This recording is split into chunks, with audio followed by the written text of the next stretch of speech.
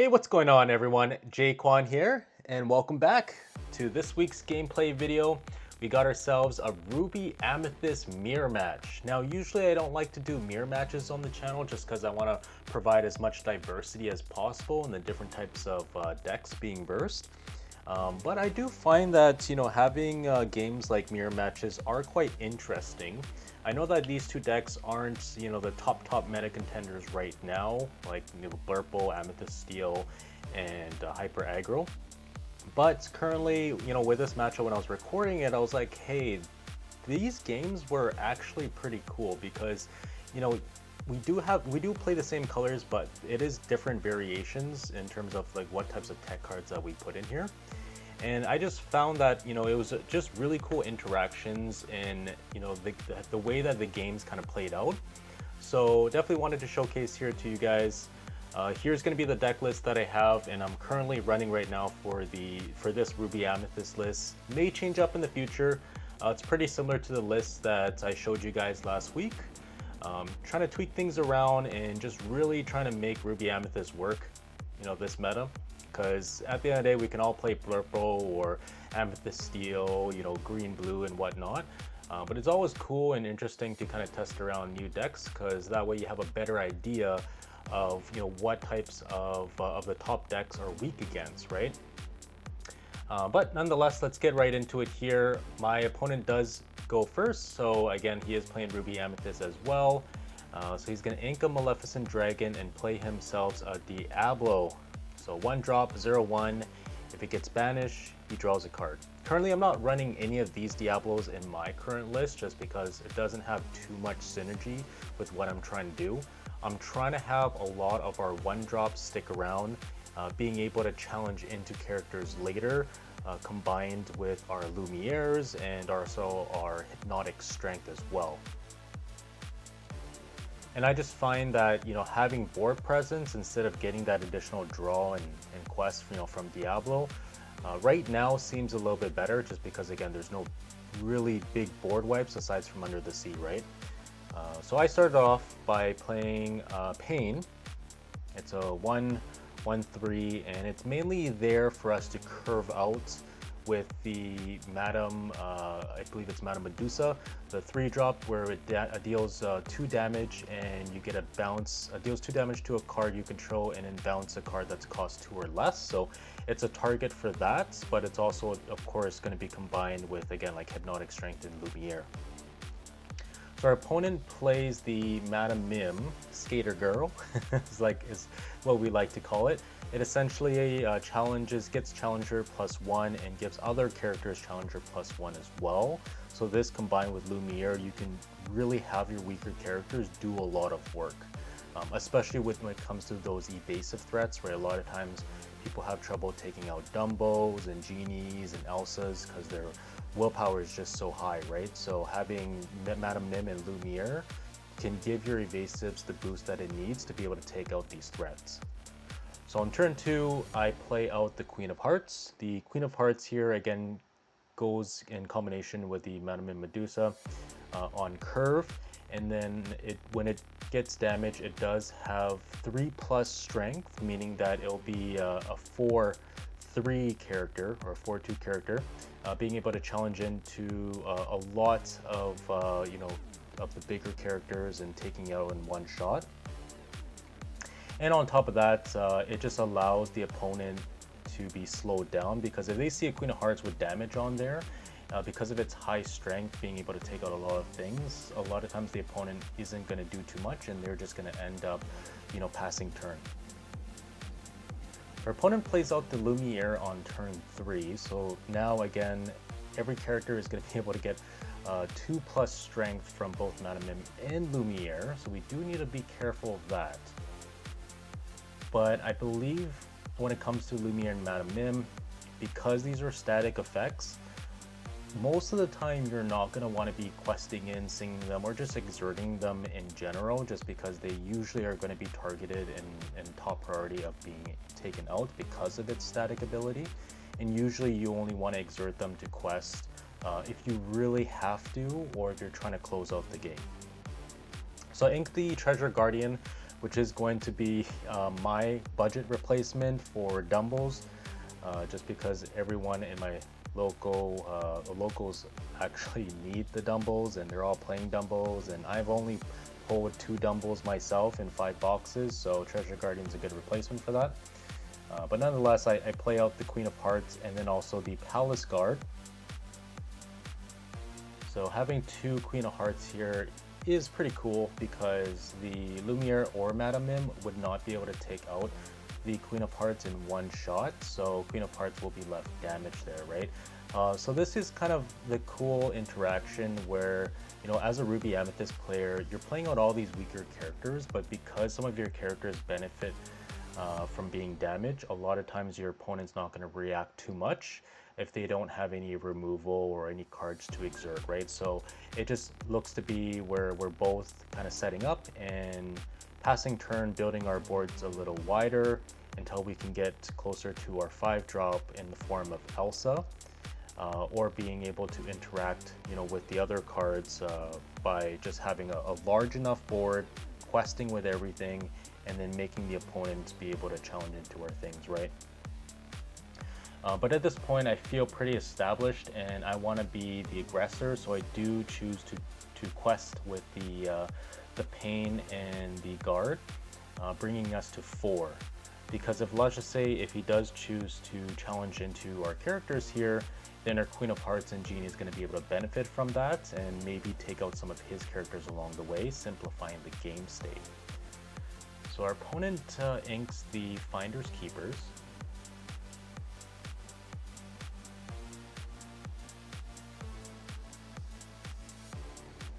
And plays out a Yzma. So Yzma is also a good budget option as well if you don't have Dumbles or don't want to spend money on Dumbles.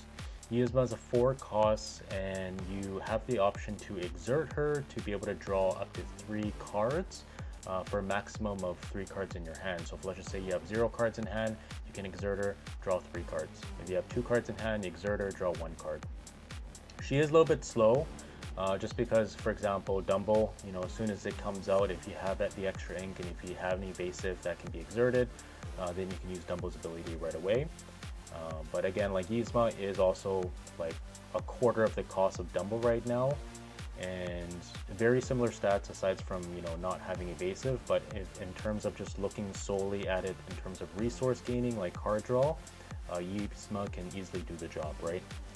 So I'm going to give the Genie +2 Challenger from our Hypnotic Strength, also allowing us to draw a card. Now our Genie is going to be able to take out the opposing Genie in one shot here. And we do find our own Lumiere from the Hypnotic Strength, playing that out, meaning that our Queen of Hearts and our Pain is all going to have +1 Strength. And this is also really nice by giving Genie +1 Strength as well, because let's just say we face a Dumble, then the Genie can take out Dumble in one hit, right? Or what usually happens is an Elsa and a Genie takes out the opposing Genie. But if the opposing Genie, like ours, will have Lumiere on board, it'll deal 3 damage to Elsa and 3 damage to an opposing Genie, making it a little easier for us to take out if we have other evasive characters as well. And that was kind of always like the difficult thing, right? It's like you have a Genie on board, they have a Genie on board. Whoever plays Elsa first is going to be able to take out the opposing Genie. So they play the Sisu. The Sisu is not going to be able to banish anything just because her Lumiere helps with that. Otherwise, you know, Sisu will be able to take out her Pain or even Queen of Hearts. But at this point, having more characters on the board is going to be the best thing here, because Sisu is uninkable, right? You can't really get rid of it here. And he's going to need to be able to take out the Lumiere, right, before Sisu can really benefit, right, from being played. So he's just going to play it anyways, because again, like, you don't want it to clog up your hand too much, and you just want to be able to curve out as much as possible. So the Madame Mim's going to take out the Queen of Hearts. He's just trying to simplify the game state as well. As you can see there, that Yzma did, I believe, get him a few cards. Okay, so let's see here. So we're going into 5 ink. So Elsa would be really good in this case because then we can exert the Lumiere, taking it out, weakening his other characters on board.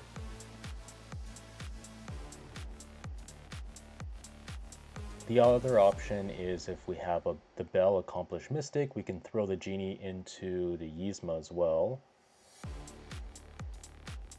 And then, or no, we can throw in other characters into Yzma and then make Bell move around damage to take out more Lumieres. But I think I'm just going to do a 1-for-1 trade just because leaving that Yzma around for another turn is just going to give the opponent way too much advantage there.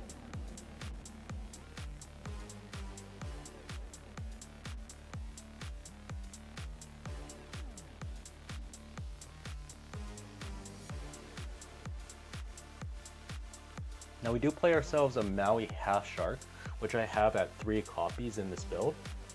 Maui Half Shark is a really strong card, right? It's the only reason why we want to be playing Ruby Amethyst to begin with. You know, as you can see, like Maui Half Shark from last meta was insanely strong, right? It one-shots a lot of cards.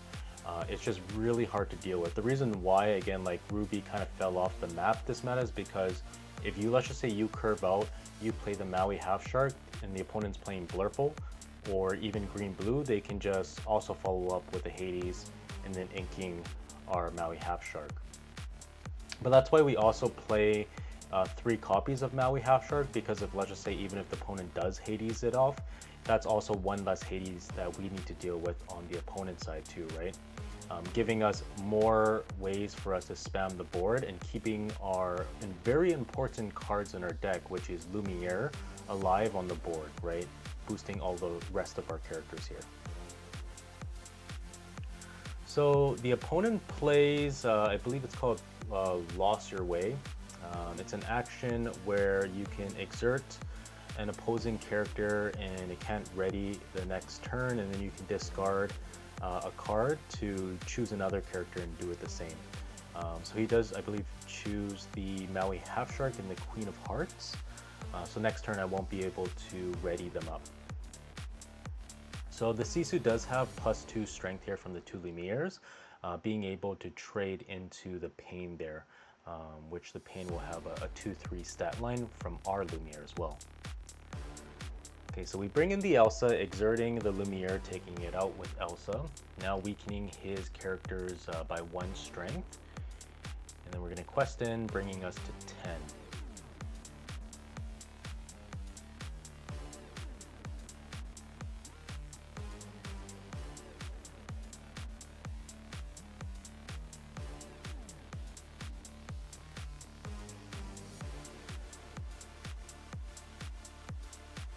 Interesting, so he plays a TikTok. TikTok's a 4/7 evasive character. TikTok's really good because it's generally a 2-for-1. The really only out that we have for TikTok in one shot would be the Maui Half Shark.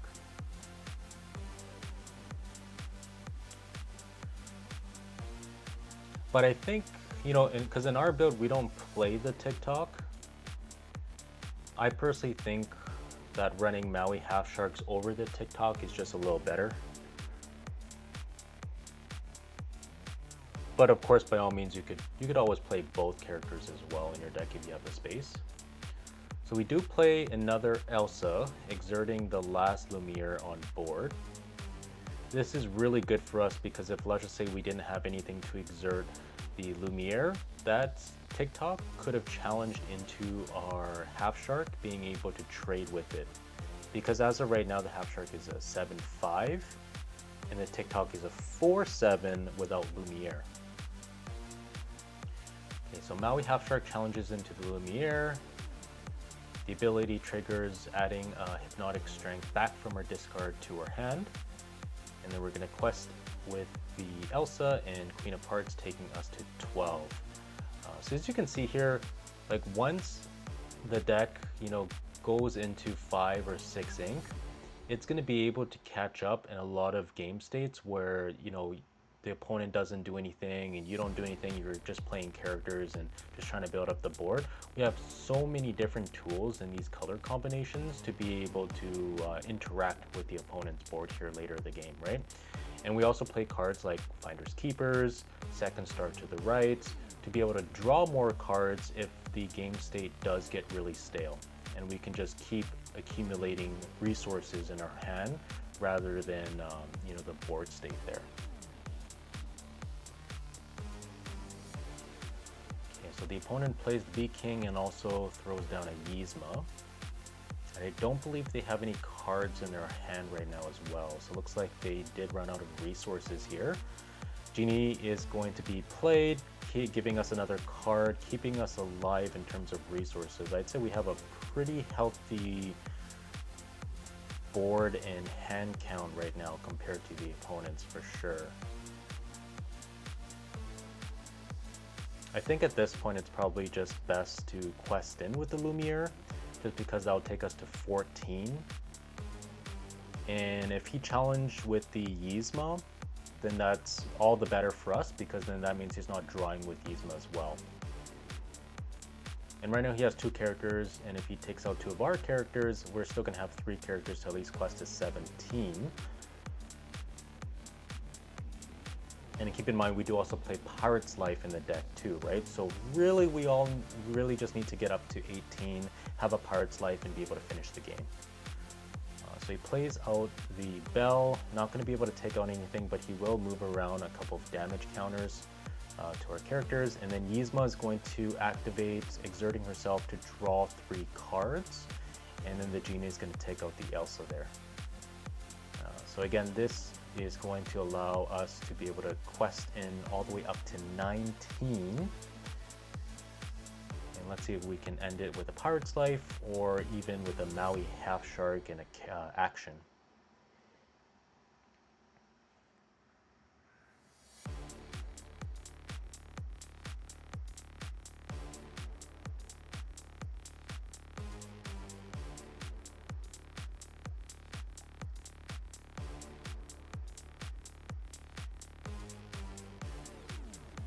Okay, so we play Hypnotic Strength, drawing us a card. The Yzma, because now the Queen of Hearts have 3 strength from the Hypnotic Strength.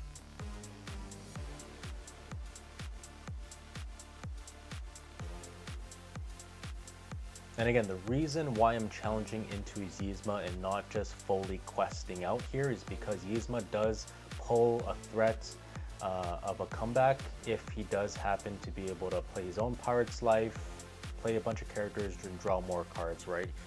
There is going to be a small chance where he could come back from that.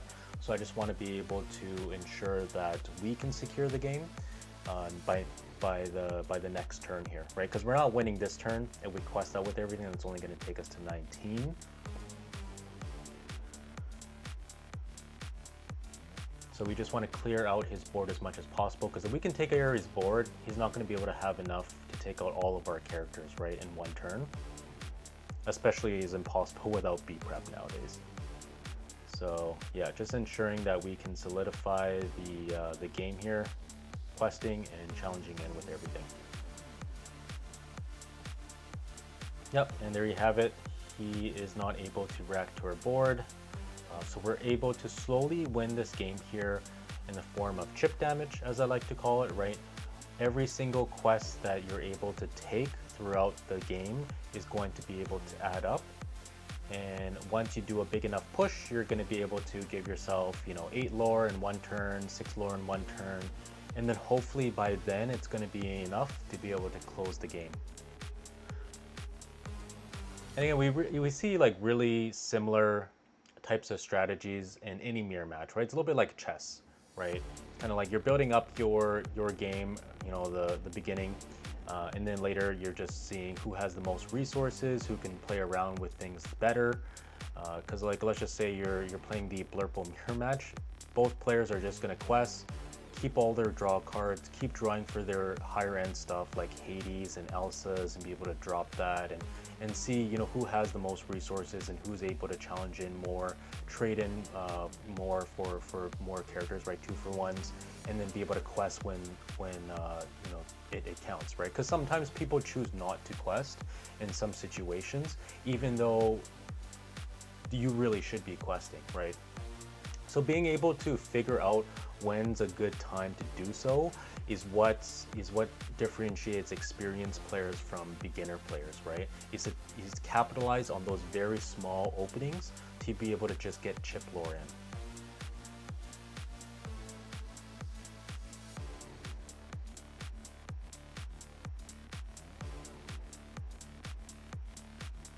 Okay, so going into game 2 here, our opponent is going to go first again. So they're going to start it off by inking the Diablo and playing a Rafiki. So Rafiki is a 1/0/2. It does have Challenger +3. The only downside is it's kind of a one-trick pony, right? Once you use its ability, if it's still alive, it's going to die right away by a challenge, right? Because it has 0 strength right now, so it's very, very weak. You're only going to want to use it towards challenging into a character. So he follows that up with a Lumiere. So now Lumiere does give the Rafiki +1 strength. So Rafiki is now 1/2, or when he challenges in, he's going to be a 4/2. So we ink our Pirate's Life and we play our own Lumiere. And then we quest for 1 with the Pain, just because Pain is going to be something where if he does choose to trade into it with Rafiki, they're both 1-drops. We did go second, so we did have that additional card. So this is why I choose to quest in with the Pain. Because again, if he trades in with it, I'm 100% okay. We're still up 1 card here. So he probably forgot there was a Lumiere on board. But I think either way, the opponent would have done that regardless. But yeah, it still becomes a 1-for-1. We're still up on card advantage for now. The opponent does have a Sisu, so Sisu is a card that got rotated back in set 9 and does gain 1 strength for every card in our hand.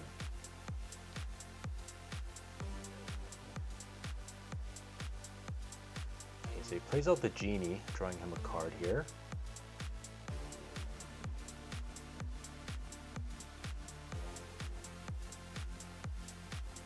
And now the opponent's applying the pressure as well. Going to be tempting us to see if we want to challenge into his Lumiere, giving that trade in. We're going to play our own Genie, drawing us a card.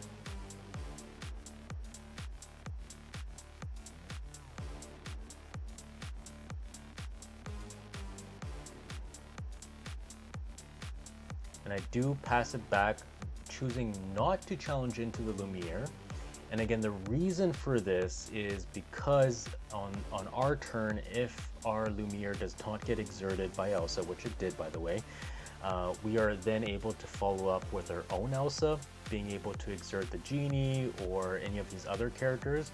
And keep in mind that Elsa will have 1 additional strength. But we took the gamble, we lost because the opponent, you know, because they did go first, they're able to play out their Elsa a lot quicker, 1 turn quicker than ours, and because of that, the Lumiere gets exerted, and he plays the Bee King to be able to take out our Genie there, keeping his board entirely intact and being able to quest out with all these characters as well. So he plays the Finders Keepers. Finders Keepers draws him 3 cards, and in this matchup, it is very, very crucial to be able to keep up that card advantage there. So having cards like Finders Keepers and Genie and Dumbos and Yzmas and just any card that draws in these colors is going to be able to keep you in the game for longer, right? So we have another Elsa being played, taking out his Genie.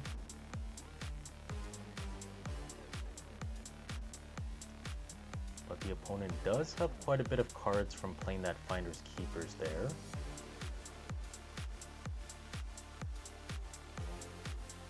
He plays another Finders Keepers, interesting. So that means in the last 2 turns, he drew 6 cards. And currently right now, we are a little short on card draw. So at this point, we really need to see our own Finders Keepers to be able to keep up with our opponent. Otherwise, eventually, we're just going to run out of cards to play. And currently, the opponent does have a very, very healthy hand right now. So he plays a Diablo.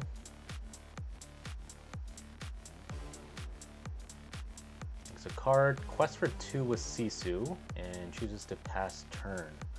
Doesn't quest with the Elsa because Elsa has 4 damage on there, and questing it meaning that our Elsa would be able to take it out right away, so he chooses not to do that. Because keep in mind, in these colors, he could also have Bell Accomplished Mystic, which he could resolve on the following turn if he drew that with the Finder's Keeper. So we'll see if that is the case as well.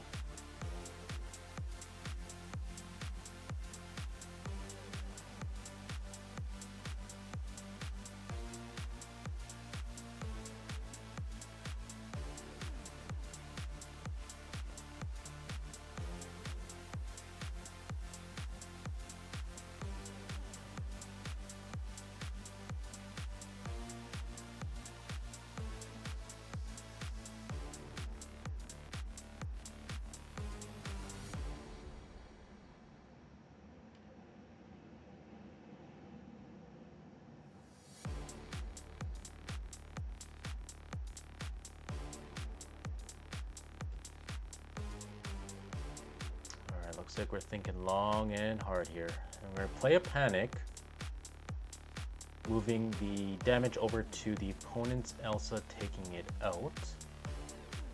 Panic's a really great card, and it does go on curve very nicely after our Madame Medusa 3-drop gets played, because then one of our characters would have 2 damage. And I like Panic personally because, again, it does come out 1 turn quicker, it does quest for 2, and it is able to take out pesky little characters that doesn't seem to exert, right? And let's just say if we're playing against any aggro matchups, the Panic is very, very useful for that too. And it's just a very good tempo card. And let's say when you're playing any green deck that plays Clarabelles, if they have 1-drop Clarabelles, and let's just say they're 1-drop Clarabelles on the board, and on turn 5, usually they're going to be able to shift in the Clarabelle there. Panic, if you play that the turn before, is going to be able to take out that 1-drop Clarabelle, therefore giving you a little more time to be able to set up your board against those green decks. So the opponent plays his own Maui Half Shark, and it is going to be quite a card for us to take control over and getting rid of it, just because, again, like, we don't have too much things here that can really get rid of it right now, other than maybe challenging it in with our own Maui Half Shark. But that Maui Half Shark is going to slow us down quite a bit. So we are going to ink the Mother Gothel.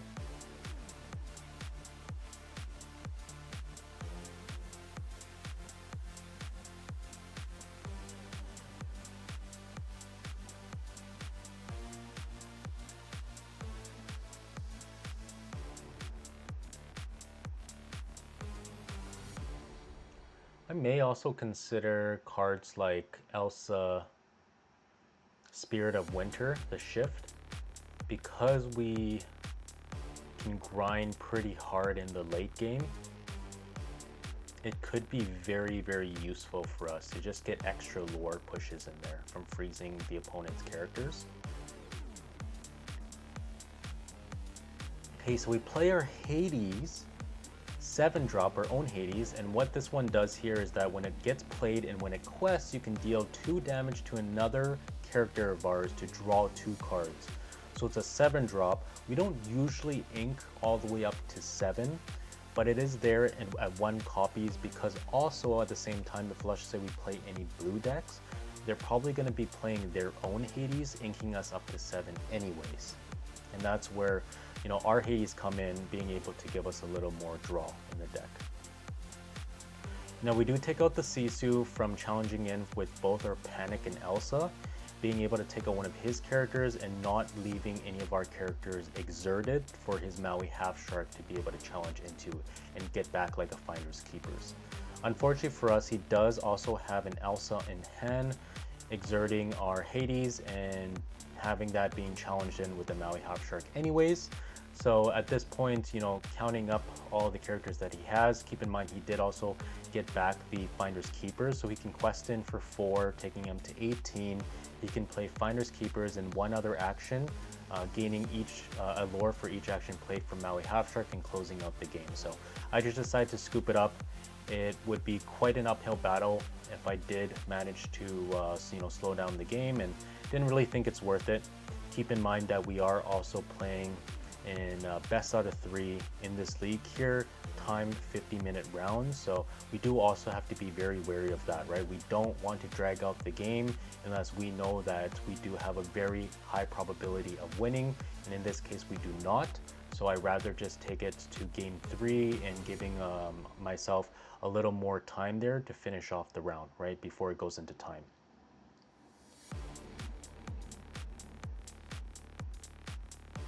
And it's just good practice to have, right? Like just in general, when you're playing in a competitive setting and you know for a fact that like it's at that in your game right now, it's the point of no return.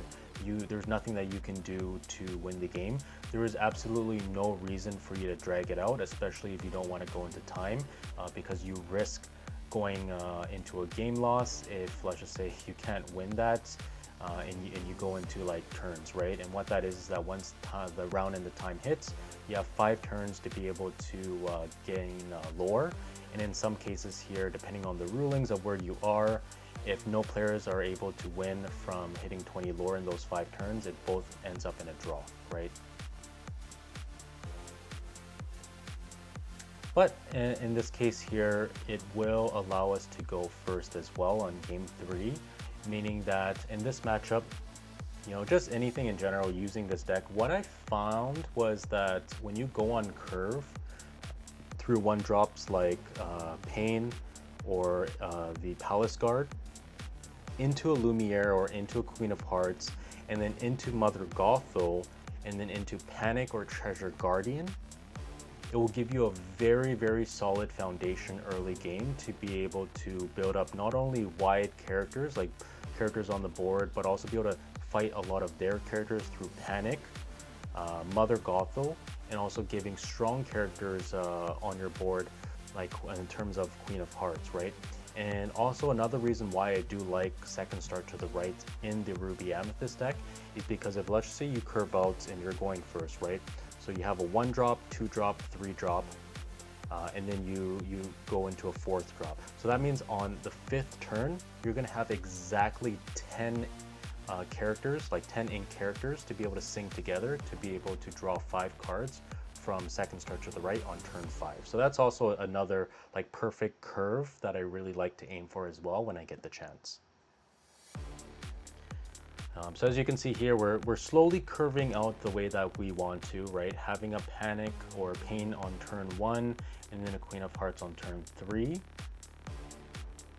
In this case here, if let's just say the opponent doesn't leave a card out on the board for us to benefit from Mother Gothel, we can just follow it up with another 2-drop or 1-drop character, right? And we can save the Mother Gothel for turn 4, that's not a problem. But if we're noticing that the opponent is actually inking a lot of their weaker characters, a lot of their cheaper characters, then we can go ahead and ink the Mother Gothel, right? Because again, it's only there to slow down the opponent and to kind of swing the tempo into our favor, right? So as you can see here, that's exactly what he did. I see that he inked stuff. There's really no reason to keep Mother Gothel in our hand, so we choose to ink it, and then we just play out the Genie, giving us a card, being able to ensure that we keep a nice and healthy hand here. So the opponent plays out their own Genie and passes turn, but they're going to need to find a way to deal with a lot of our characters that are being played.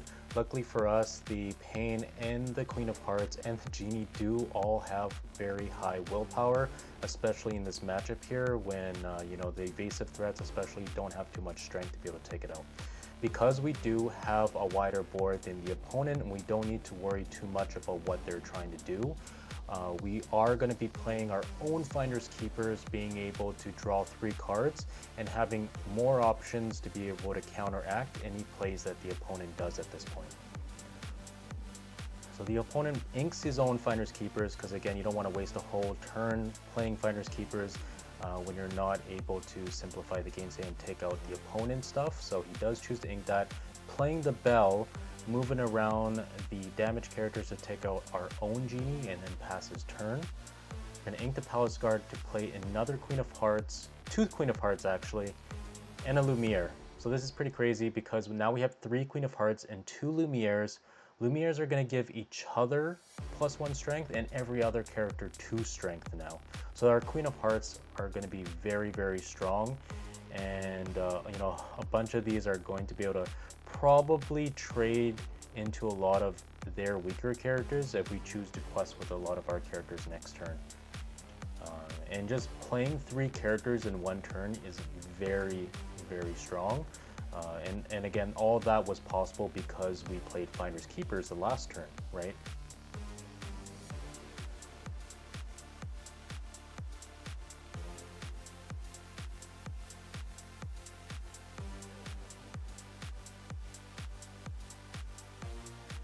The Inks the TikTok playing an Elsa, exerting our own Lumiere and taking it out as well. So that does weaken our board a little bit by having everyone get 1 less strength.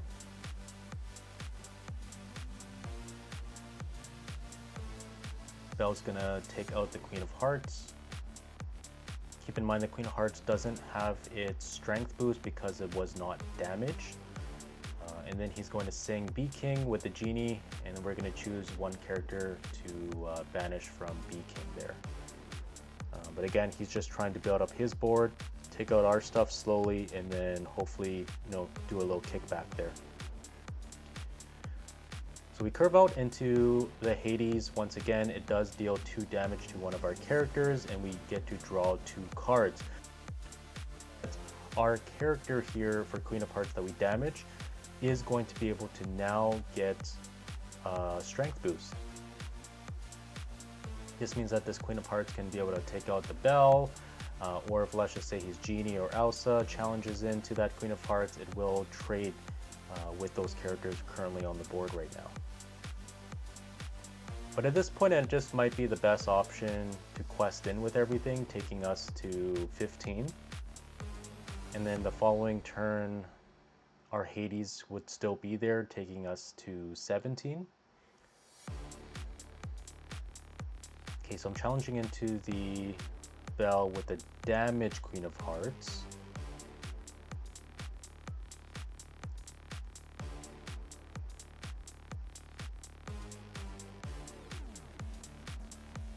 Yeah, I'm really loving the Queen of Hearts and Lumiere combo here. It almost feels like a character being put into the cove and making things very, very awkward for the opponent to try to do math, right? And try to see what's going to be able to trade better into their favor. One thing to note as well is Lumiere is very, very strong against characters that bounce weaker characters or the current board wipe Under the Sea, right? Because Under the Sea, you're gonna clear out any character with 2 strength or less, and having a Lumiere on our board, especially more than 1, is going to greatly increase our ability to you know, withstand board wipes right from Under the Sea. So that's another reason why I'm trying to play this deck into the meta right now, because I do find that a lot of cards that we're currently playing in the deck are very useful in the meta. So I quest with Hades, taking or dealing 2 damage to Queen of Hearts, drawing us 2 cards. And the Hades is really giving us a lot of card draw at this point. And being a 3/6, it is quite strong as well. Elsa's going to come down. Being a 3 strength character now from Lumiere is going to be able to take out that Elsa very cleanly. So we'll play another Lumiere, boosting all of our characters again.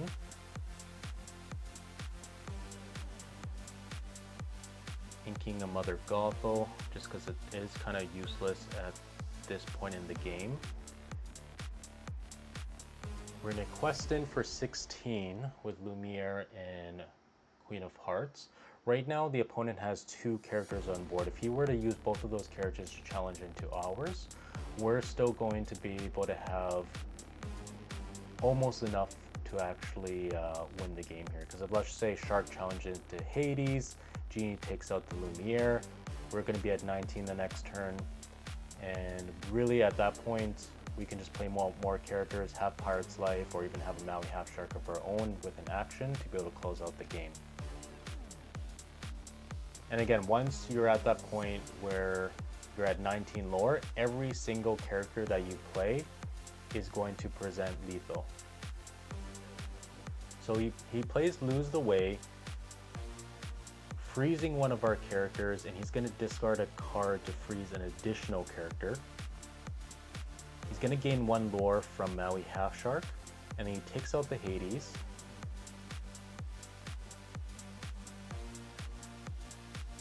And he's going to add back Lose the Way and pass his turn.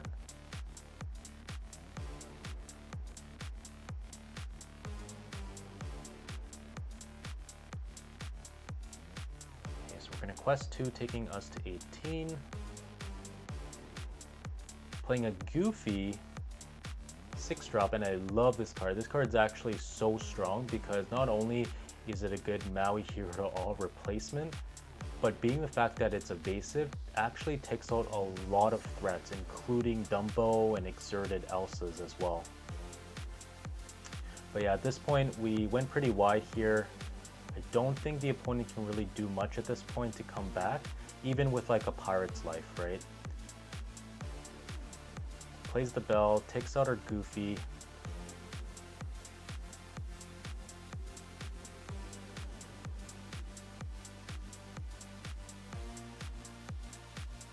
Playing Lose the Way.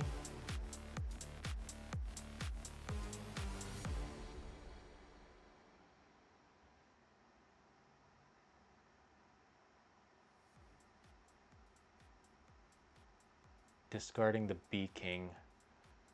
Gaining 1 lore from Maui Half Shark. Taking out the Elsa.